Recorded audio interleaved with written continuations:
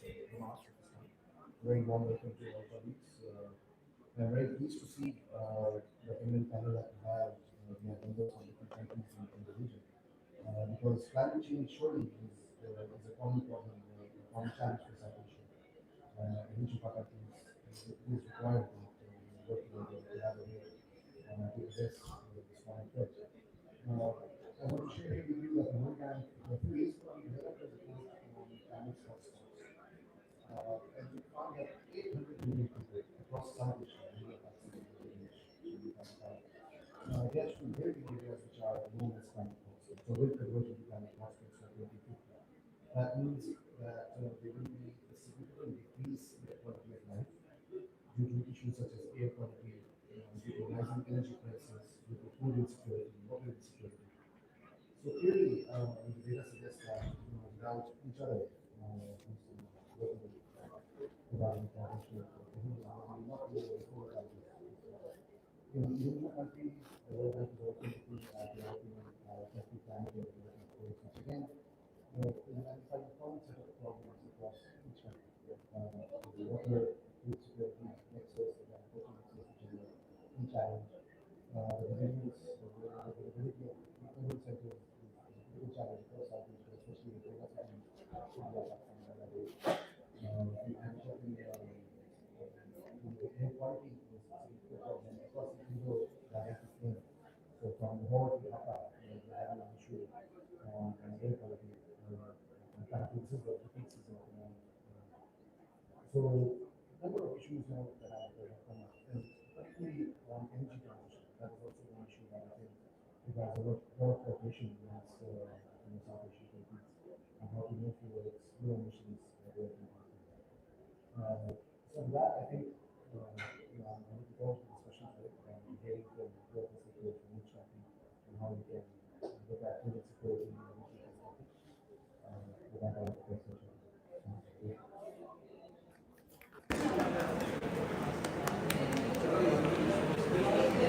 So the theme for us today is regional perspectives of human security and using climate as an entry point for cooperation.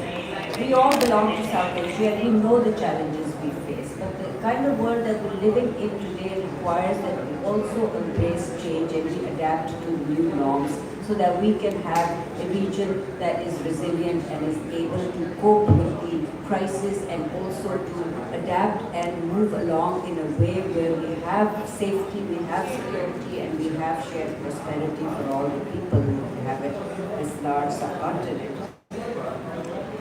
I will begin with you, Bharati. Bharati Chaturvedi has been working on this issue for the longest of time with a great deal of commitment. Every year, Bharati, Delhi and Lahore are choked with smog. And we see that the people suffer from poor air quality, and at the same time, we are compromising the productive capacity of future generations. So how can we address this issue and what can be done and used as an entry point for starting the conversation that can bring the two countries together to jointly address this transboundary issue?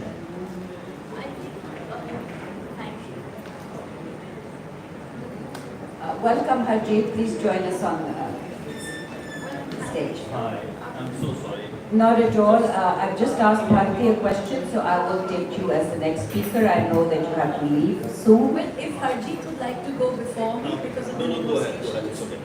All right. I'm just been walking fast, so that's why I have to see the water and listen. Thank you. So first of all, our air pollution crisis within South Asia, 19 out of 20 of the 20 most polluted cities, actually 17 to 19, depends on the year, are in South Asia. So, too often I kind of feel that too much attention gets focused on a huge, attention-seeking, dramatic city like Delhi. But there are small places everywhere and all the problems are different. I think what we're grappling with at this point across South Asia is what do we do? And, what do we do with old vehicles? What do we do about public transport?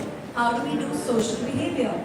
And in fact, it's good, the World Bank just brought out this study, which really one of the things it's saying is let's start with the low-hanging fruit. and that would include some of the most, I think, game-changing things such as changing fuels that women burn instead of biomass fuels that they're burning, which is actually contributing so much not only to air pollution, not only outdoors but also indoors, but most importantly, it's a #1 killer of young children. So I think that is something that has been a huge challenge in South Asia, because you need something that is affordable, that actually reduces emissions, and that can be made cheap and very widely. So I think one of the points would be to look at exchanges in some of these both tech as well as behavior change, because we did the Ujjwala Yojana in India, where a lot of people moved from biomass to gas cylinders. But every year, more and more people are actually coming into cities and going back to that same old country. So I think on one hand, there's tech. On the other thing, I think we have to learn to monitor together. We don't monitor enough. We have some of the best data scientists. We have tech across the 3 countries. We have fabulous in-house capacity. We just don't put it out. We just don't look at data. Above all, we don't share warning systems. We're all looking individually at NASA and looking at the red dots. So I think looking at where the wind might blow, and we can expect that to change in the coming decades. I think we need much more cooperation on everyday knowledge, on preparedness.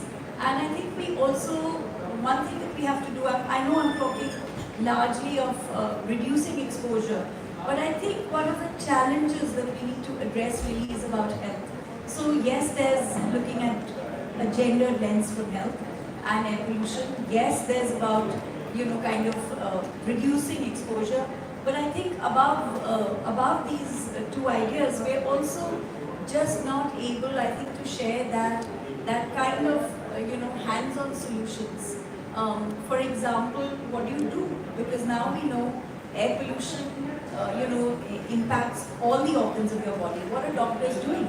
Doctors are extremely localized people with extremely high impact solutions in their constituency.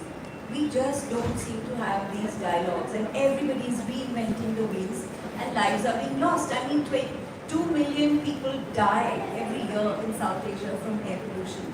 So I want to talk of low-hanging fruits in this conversation. COP is not a place for us in this particular place to talk of the highest solutions, because yes, there are people like Harjeet grappling with those, but at least South Asia start with what's within our control and what data and science tells us and what the World Bank has told us this year.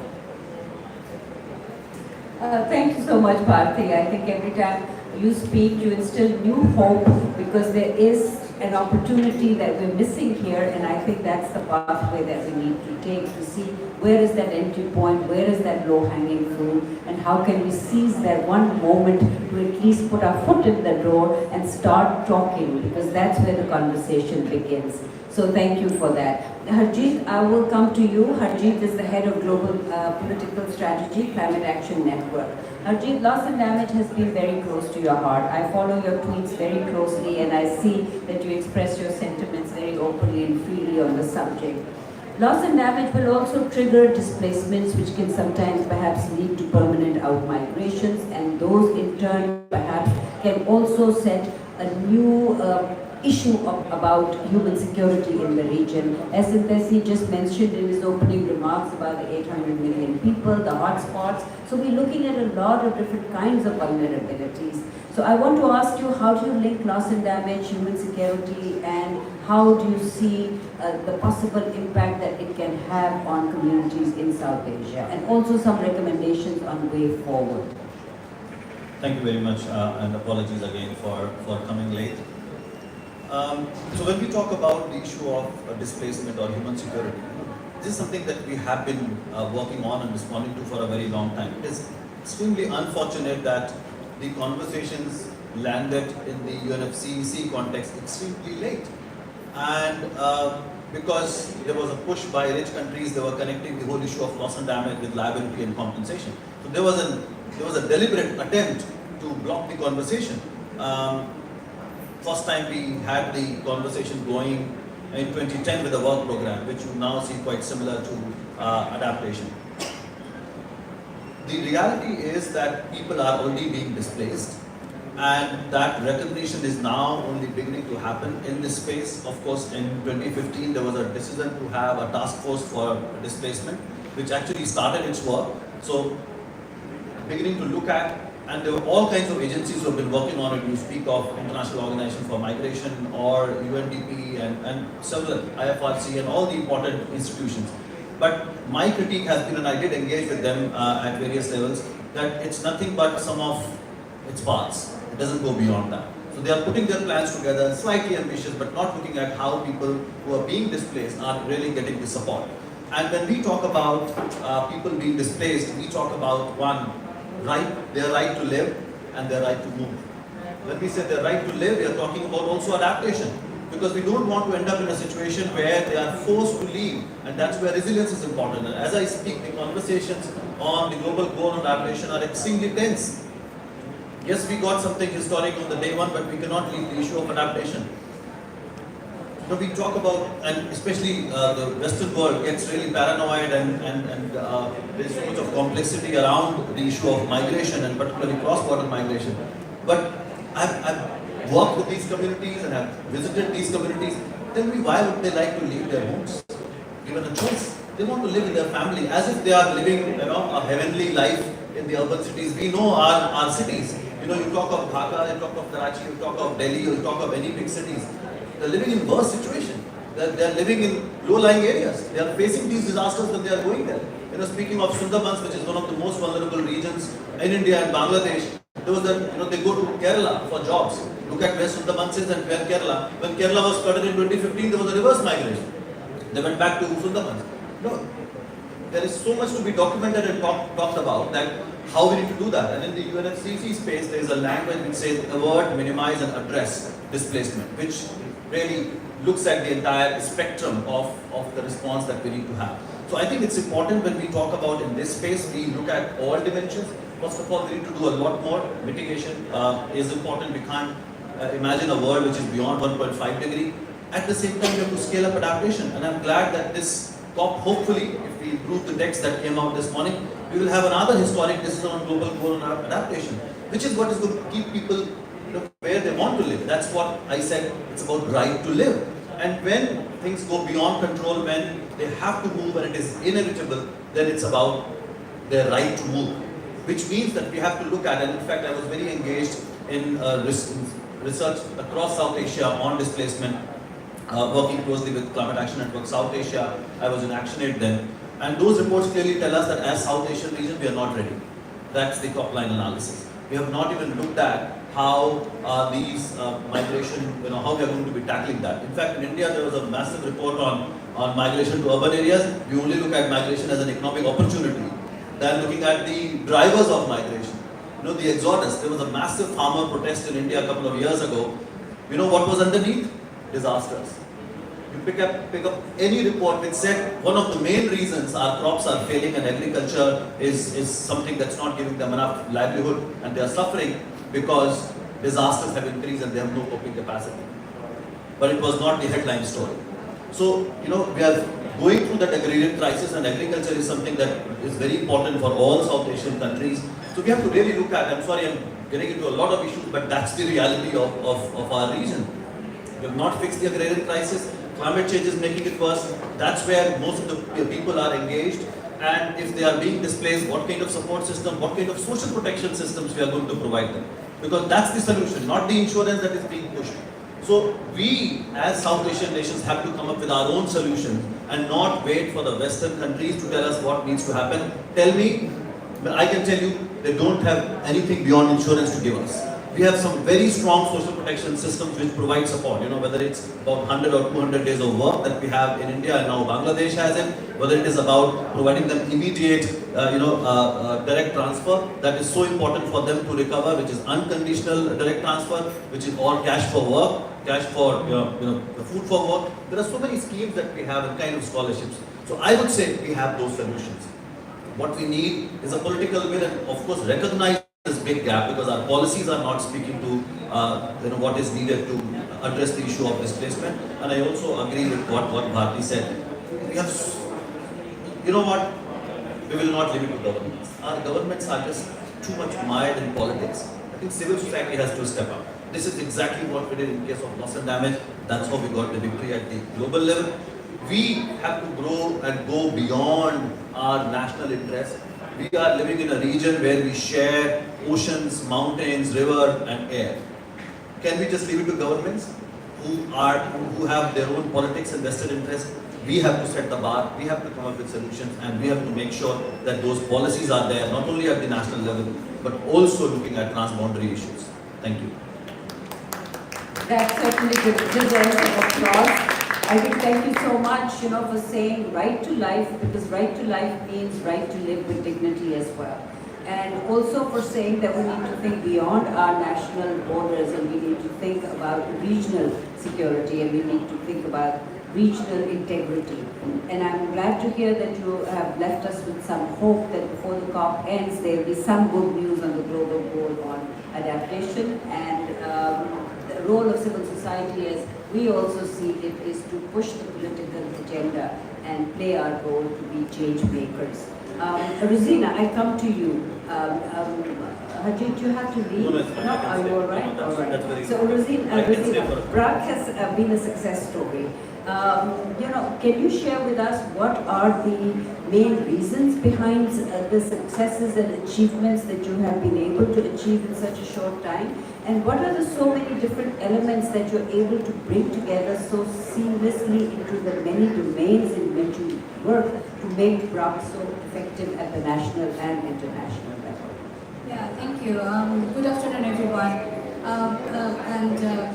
Let's start with introducing myself. I'm Rosina Hawk, working with Prague, which is the world's largest southern-led NGO. We headquartered in Bangladesh, but we operate in 17 countries, including Bangladesh. We directly touch 100 million people's life across Asia and Africa. And we are also known as solution ecosystem. We are talking about a lot of problems, so how we are doing the solution. So that's what I'm going to talk about today.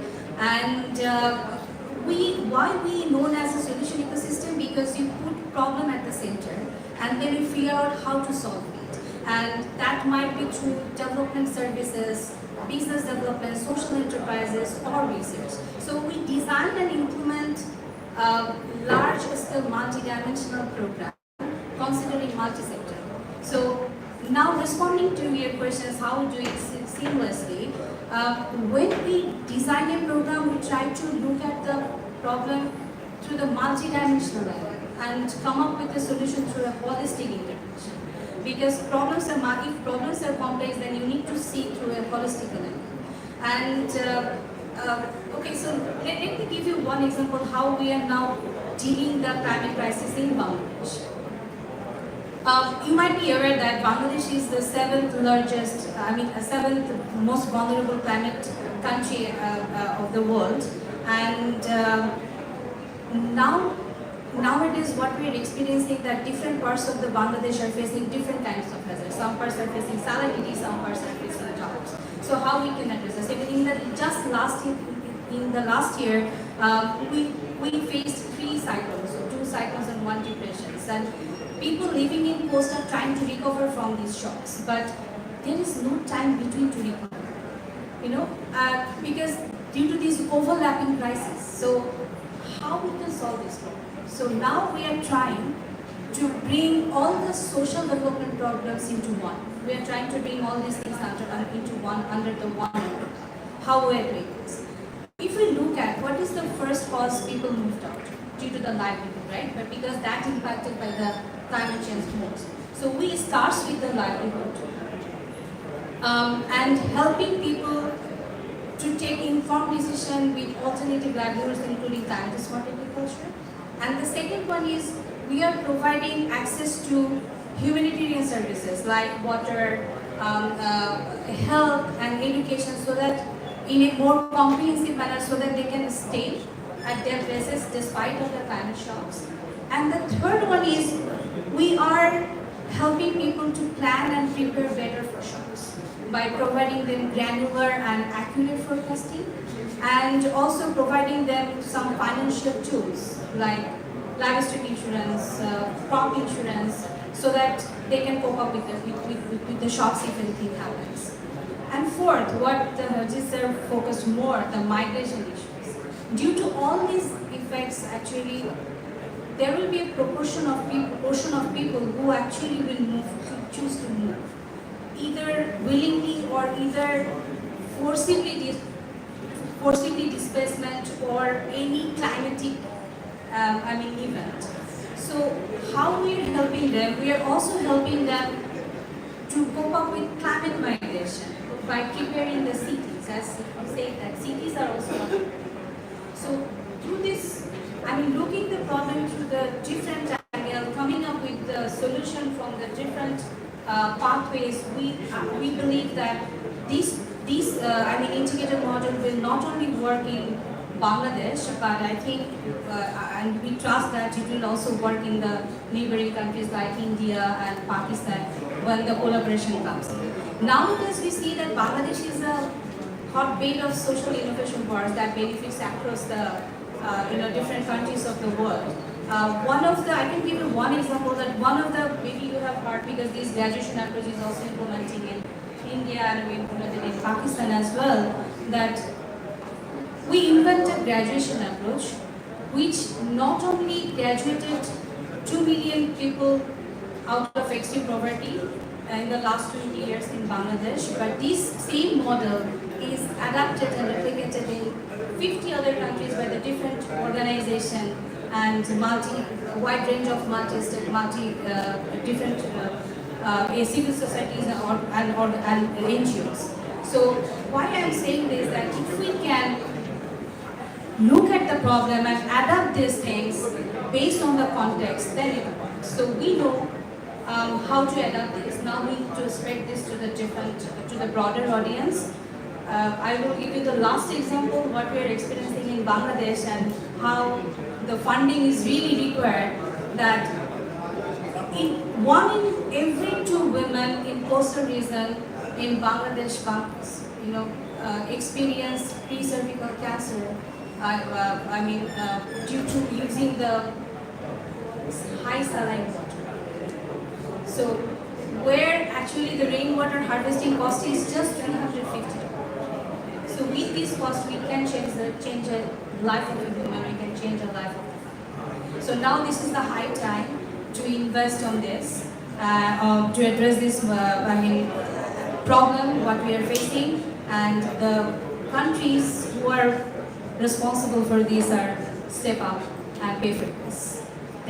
Thank you so much, Rosina. I think you talked about taking a multi-dimensional approach and holistic pathways to development. We all talk about that, but there are very few countries actually that put their words into action and show performance on ground, and you're one of them, and that is why I think Bangladesh is being lauded for the progress that it has made from transitioning from vulnerability to resilience. Thank you for that. Dr. Babu. ECMO recently held the Polar Summit titled Save Our Snow, and I was also there. We all recognize the importance of the polar regions and the role that mountain ecosystems play. We are home to the third pole in South Asia, especially in the HKH region. So how do you think that we can move towards greater collaboration in the region to start looking at ourselves as a region that relies on the same water resources that are going to probably shrink drastically, and how can we manage them in ways that we keep the flows going so that it continues to support the people who rely on it directly and also indirectly? Thank you, Ms. Aisha, for inviting ECMO to this August panel and for this important discussion on the regional perspective. I hope many of the audience here know a lot about the ECMO work. ECMO stands for the International Center for Integrated Mountain Development. It's one of the regional intergovernmental organizations working on mountains with a focus on mountain people and the ecosystems. Broadly, we can call it the environment. The Hindu Kush Himalayan region, as the speakers before we were talking about the upstream, downstream linkages, and I will be talking about the snow and ice in particular, how this is going to affect and influence the investments in the mountains and downstream.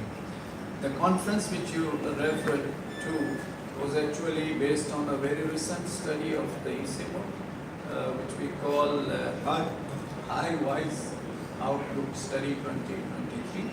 HiWise is the Himalayan Water Ice Society Ecosystems Outlook report. This study was jointly conducted by over 100 authors from the region and from the international organizations globally. As we know, covering almost 760,000 square kilometers of snow on average, and almost 60,000 square kilometers of the glaciated area, with 6,000 ice and 6,000 cubic kilometers of ice. The region is perhaps the biggest source of fresh water, not only for the mountain communities, well around 240 million in the mountains of the 8 countries in the state, but also for almost 1.69 billion people who are dependent on living downstream in the river basins. The study, before I answer your question of how we can address, let me, why we need to address this collectively is important to understand. This region where we have this much amount of glaciers is badly impacted by the climate change. Rather, I would say worst impacted by the climate change for two reasons. One is it has so much of ice, snow and glaciers there. The second is the most poor people live in these regions who are largely dependent on the natural resources from the mountain ecosystems. The study shows that our glaciers, snow and ice is melting. But we are not really sure about how fast these glaciers, ice and snow is melting. Do we realize it? If we are realizing, are we going to take it in our policy making and decision making processes adequately or not? This is perhaps the biggest question. This study not only focused on the changes happening in the cryosphere. When I say cryosphere, for general information of the participants here, it covers all forms of snow and ice, even the frozen soil, rock, etc. Primarily we consider ice, snow, glaciers, and permafrost. Permafrost is a term used for frozen rock and soil. So this study identified that the glaciers, around 54,000 glaciers we have in this region, which have been documented and recorded so far, are melting faster, 65% faster than the previous decade. Just a matter of 10 years of time. You can imagine and understand how big a challenge and threat this is to the people, to the hydropower. So you were talking about the energy installations. All of our hydropower installations are on the streams and rivers.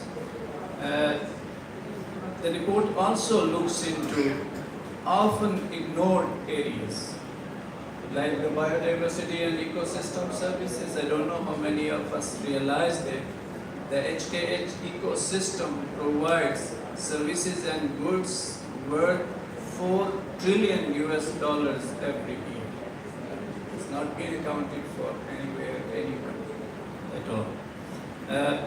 Similarly, this also looks into the aspects of impacts of changing cryosphere on human society as a whole, like water security, drinking, irrigation, livelihood, culture, and many other things. The findings are quite interesting. I will share the link for the report. Some of you who are interested can have a look at it. The key question, as I said, is are glaciers, I'm not talking about other areas, but glaciers are melting 65% faster than the previous decade. The key question is, there was a conception that the glaciers in the eastern part of Himalayas are melting faster than the western part of Himalayas, and it was named as the Karakoram anomaly. But the studies from this report and some other reports show that Karakoram anomaly is going to fade out because the western glaciers are also melting quite significantly. If we consider three different perspectives of 1.5 to 2 degrees centigrade temperature rise, which I don't think that this COP or the previous COP have been able to achieve this target of keeping the temperature below 1.5 degrees centigrade, we are already reaching 2 degrees almost there. And if we consider a scenario of 1.5 to 2 degrees centigrade world, glaciers in the HKH region will lose almost 30 to 50% of their mass and volume. Just imagine if the glaciers melt at this rate, what is going to happen to the agriculture, 90% of which is dependent on the glacial melt in the western parts of Himalaya region. Eastern part is supported by watershed also, but the western part is completely dependent on it. It's dry and arid in its nature. And it goes further beyond to a 3 degree centigrade world. More than 75% of the glacial volume will disappear by the end of 21st century. If we talk of the snow, there are changes happening in the snow cover also. It's not simply the snow cover or snowfall and timing of the snowfall. Actually, snow cover has a lot of impact on the flora and fauna of the high altitude mountain ecosystems. For instance, the changes in the snow cover will directly impact the floral combination, the floral composition of the high altitude rangelands and pastures. Rangelands and pastures are the biggest source of livelihood after mountain agriculture for the mountain. If these changes happen because of the changes in snow cover, then obviously all our herding communities are going to be impacted in the mountains. But at the same time, the accelerated erosion caused by the rapid melting of the snow cover is going to bring up havoc in the form of flood downstreams. Third and least discussed part of this glacial change or snow cover and terrestrial change is the permafrost. In Shanghai Tibetan region, almost 30% of the damages to infrastructure have been attributed to the landslides and land drifts caused by the melting permafrost. We never consider permafrost as an important area because it's invisible. Few people understand that here we have a permafrost at this much depth. An increasing temperature of 1.5 degrees centigrade is going to change its active layer. One is because of the temperature impact, there will be more landslides triggered, particularly on the sloping lands. But at the same time, it's going to increase the active layer of the permafrost, which will attract invasive and alien species to the high altitude areas. We have seen Parthenium in Indian Himalayas and many other species in other parts of the Indian Himalayas, which is greatly affecting the quality of pastures and rangelands. Now this has become a really big threat to the agriculture in the mountain systems and eventually coming down to the plant areas and very bottom.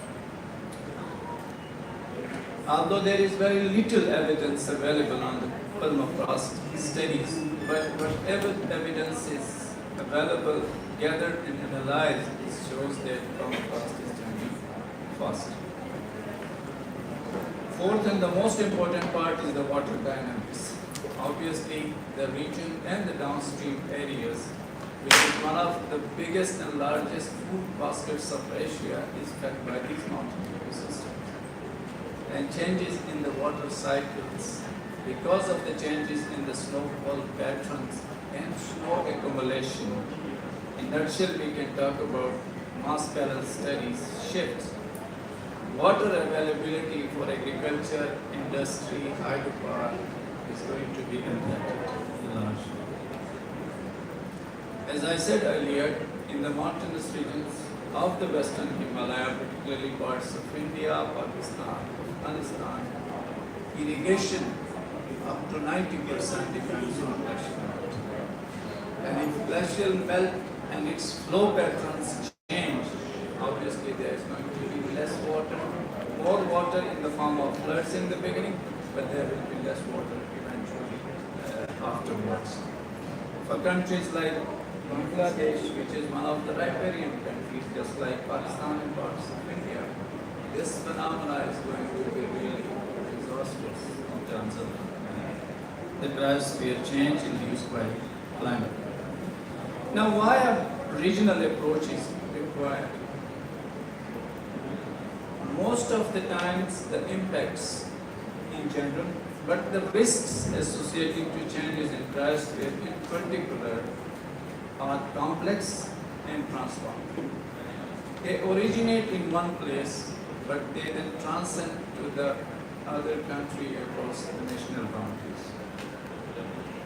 Just like the Toshi flood in Nepal, which originated in the highlands of China, but created havoc all through Nepal, downstream countries.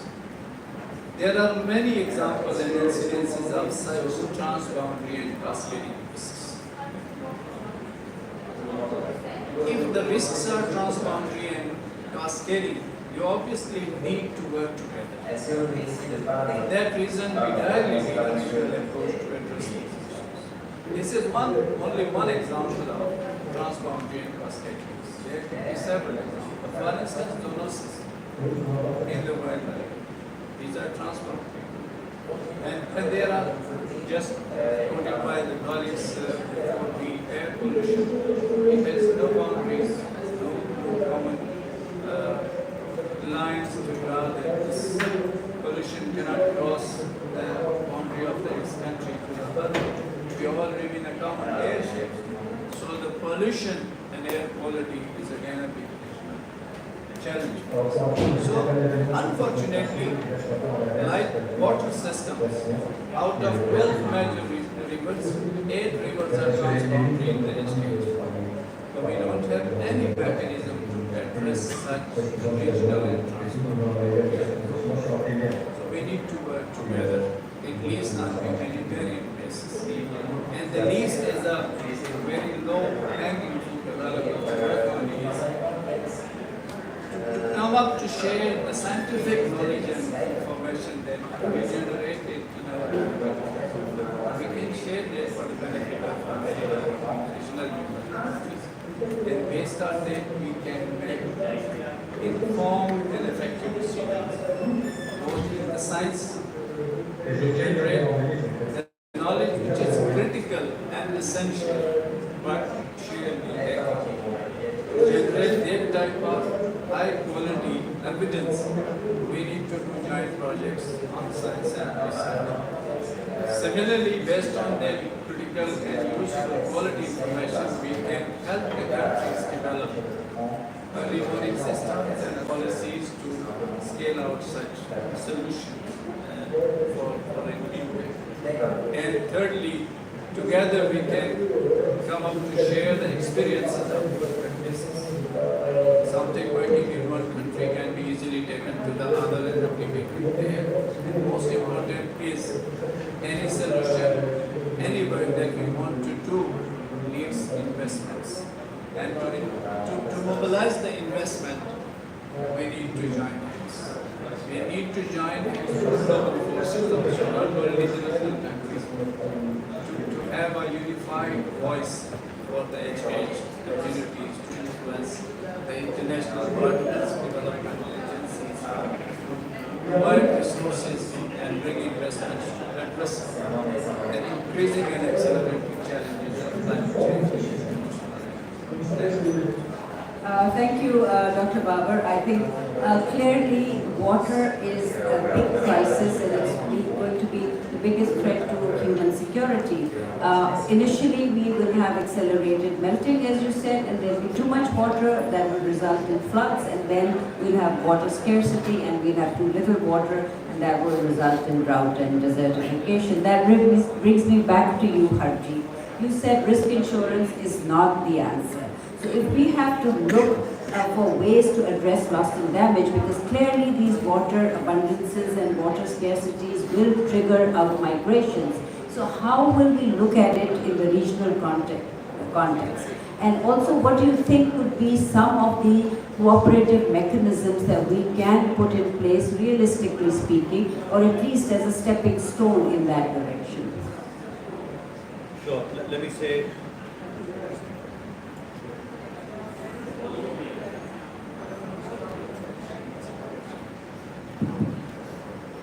let me first say a couple of lines on insurance. Why we say it's not going to work.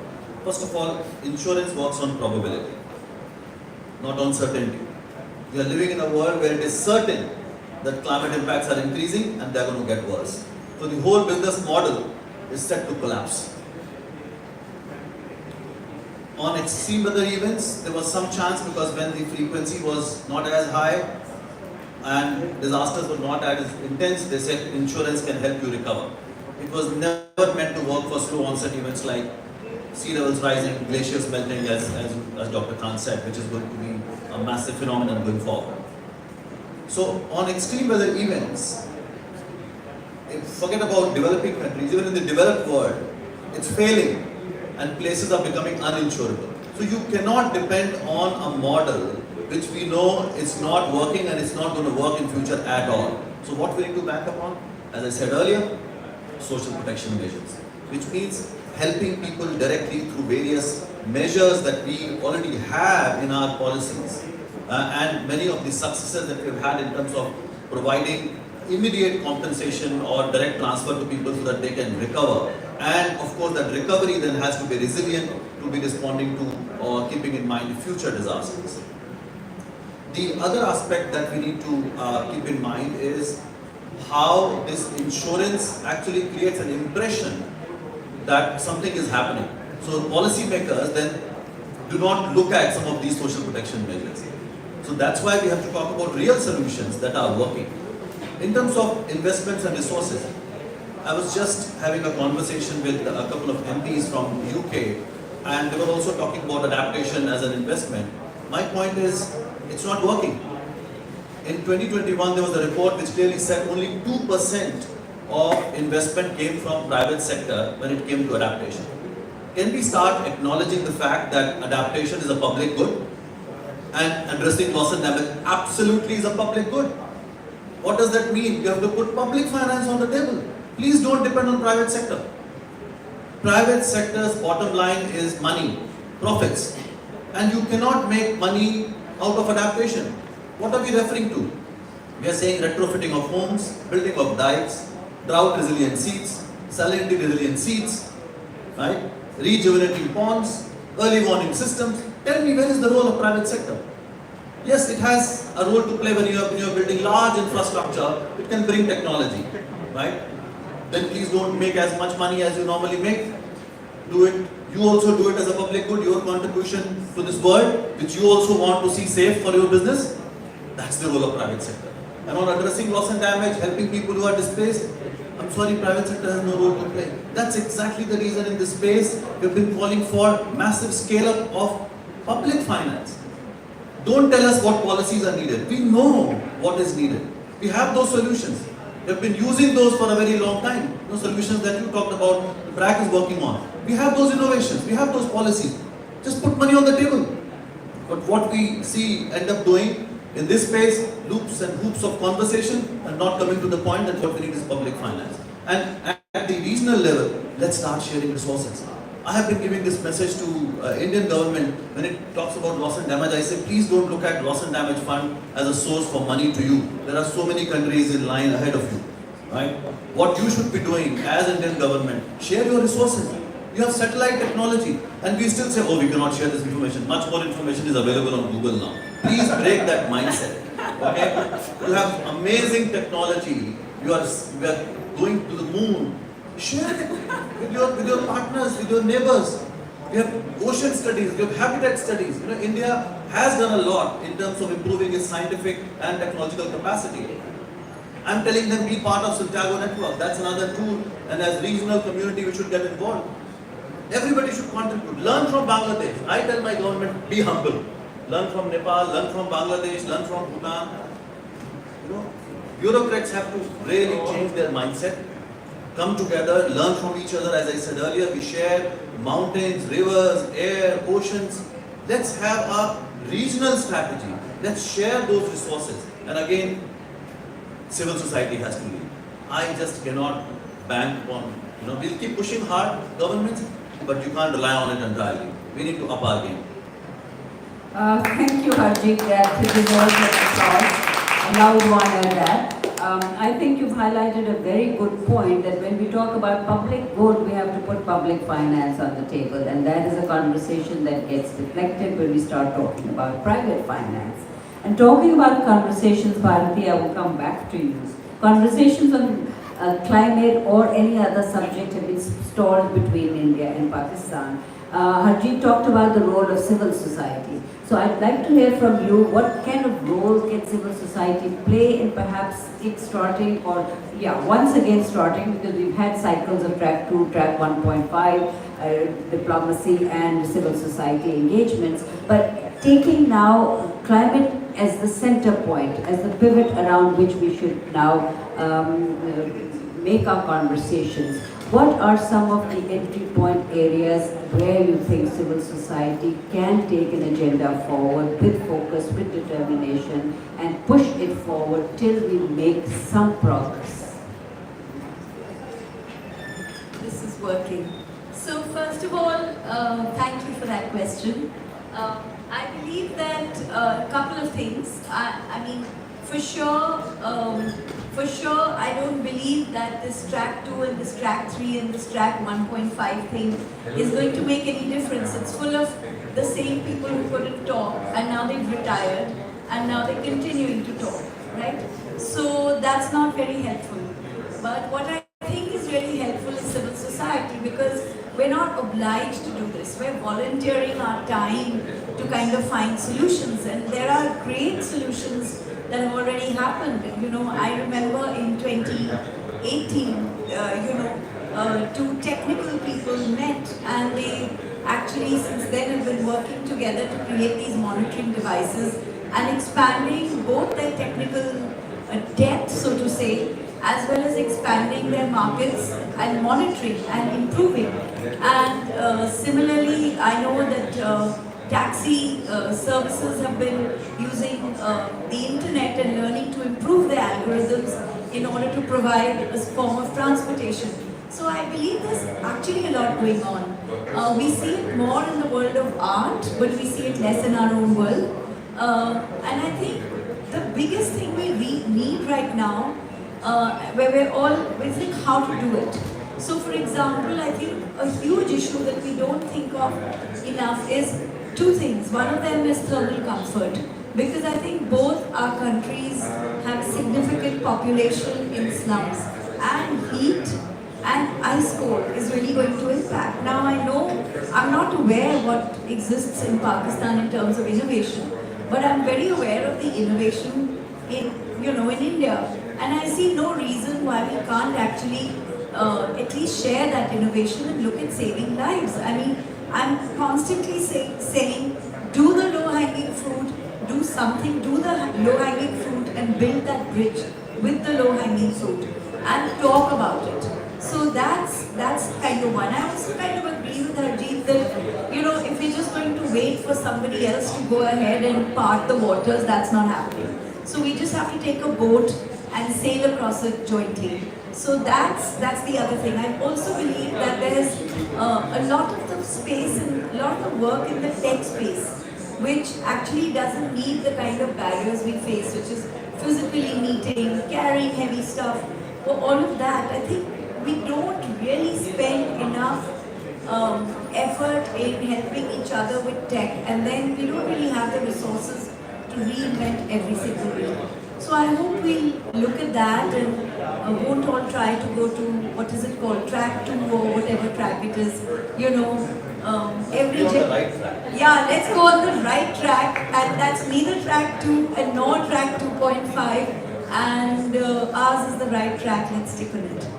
So I think bravo, Bharti. I quite agree that, when we even talk about any track, starting a new track for civil society perhaps, what we need to see is people who have the commitment to engage in these talks and then perhaps come back home and follow up to influence policy.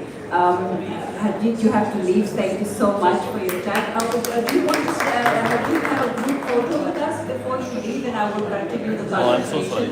I'm getting signals from the floor. They can't let you leave without a group photo. Sorry. Some multiple commitments.